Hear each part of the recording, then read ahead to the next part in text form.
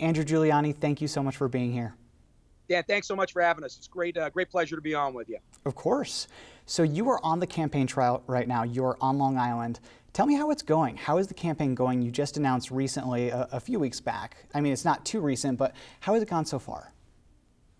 Dan, it's been going really, really well. It's been now, I think we are on day 50, maybe day 51, and we've already been to all 62 counties. We did that within the first month.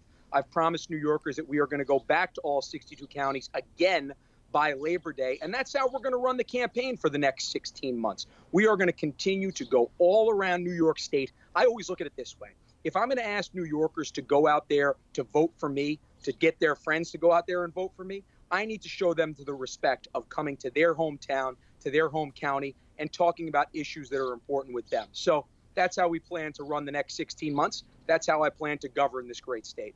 Well, that's what I was going to ask you about. So last week, Republican leaders were in Albany. They took a straw poll and made Congressman Lee Zeldin the presumptive nominee. Obviously, it's a long ways away from a primary, about 11 months.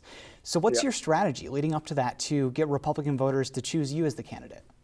Well, it's a great question, and I'll tell you, one of the things that we did here recently, we heard that the congressman had a poll in the field about 3 weeks ago, and we never heard any numbers back from it. It really triggered us and said, hey, you know, we need to put a poll in there to see where the numbers actually are. We did a poll that commissioned over 600 Republican voters in New York State. We are winning by 8 points, beating the congressman by 8 points. So the truth is, the way we look at it is, we want the 3 million registered Republicans to have a voice in who their nominee is, not just a few people in a back room in Albany. I only wish they would have lit a cigar up, because then it would have been a smoke-filled back room in Albany. And I think the only thing that New Yorkers hate more than a backroom deal in Albany is a smoke-filled backroom deal in Albany. You know, it's a tricky situation because running in the primary, you obviously have to appeal to the base, to your Republican base. But if you get the nomination, then you have to appeal to both sides of the aisle, because New York is obviously a predominantly Democratic state, 2-1 Republicans. How do you do that going into the general if you are the nominee? How do you get that cross-party support to elect you over whatever Democrat's on the ticket?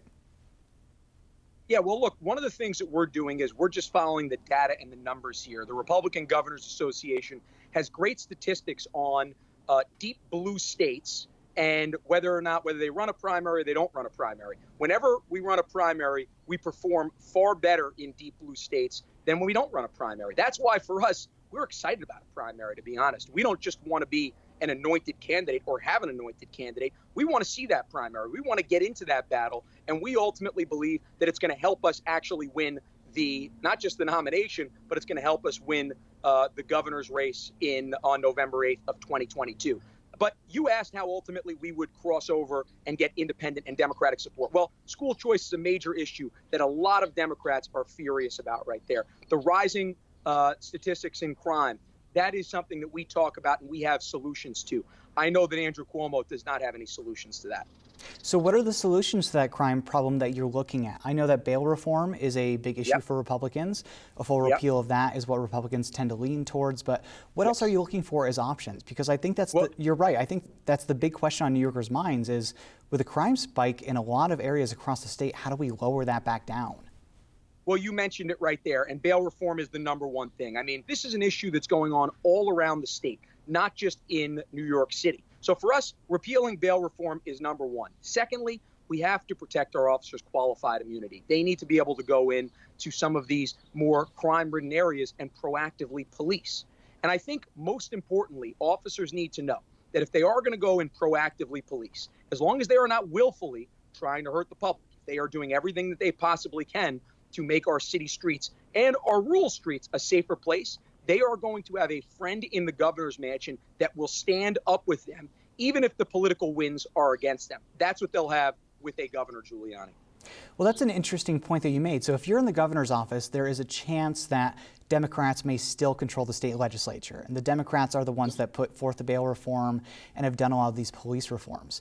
How do you see yourself working with Democrats in the legislature if they still hold the majority? Do you think you can have a working relationship there? Yeah, I think we can have a working relationship, but ultimately for us, and this is the same way that we're running our candidacy, right? We're not ultimately talking to party bosses, to leaders in either the Republican or Democratic Party. We're talking directly to the 2.9 million registered Republicans. We're talking directly to the 19.5 million New Yorkers. I want to hear from them. So if ultimately we have, let's say, an assemblyman or woman or a state senator who is pushing policies that continues to see our crime spike and continues to push these policies that really is responsible for our crime that's out of control, what I'll do is I will go directly to their areas and I will ultimately talk to their constituents and explain, this is what's going to help keep your city streets safer. This is what I'm going to present. This is why ultimately it's very important that we repeal bail reform, why we protect their officers' qualified immunity. So another big issue that I'm sure you're hearing about on the campaign trail is cost of living in New York. We have people moving out of New York. Our population is rising, but not at quite the same pace as other states like Florida and California and Texas. So if you're elected governor, what do you see yourself focusing on in terms of trying to get people to stay here, trying to lower that cost of living? And I know taxes are a big issue, but for some people, tax decreases may just not be enough.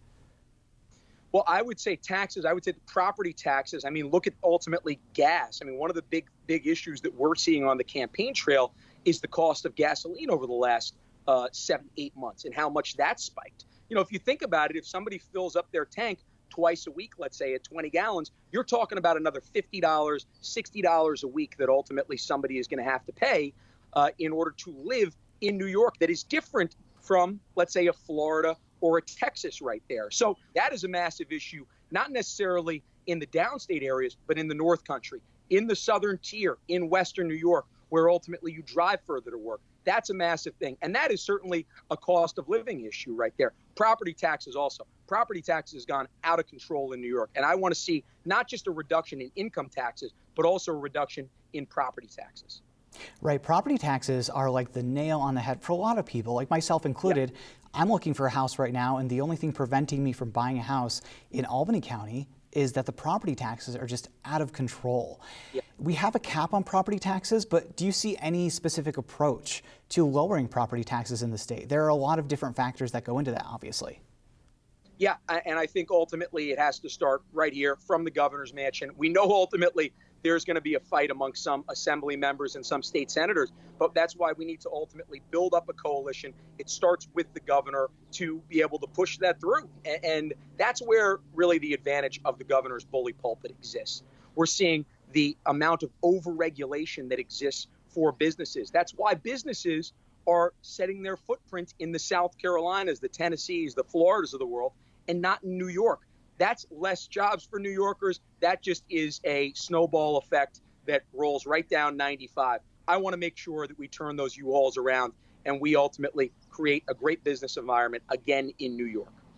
All right, Andrew Giuliani, I am sure we will speak to you many times again before the primary next year, but thank you so much for joining us this week. I appreciate it.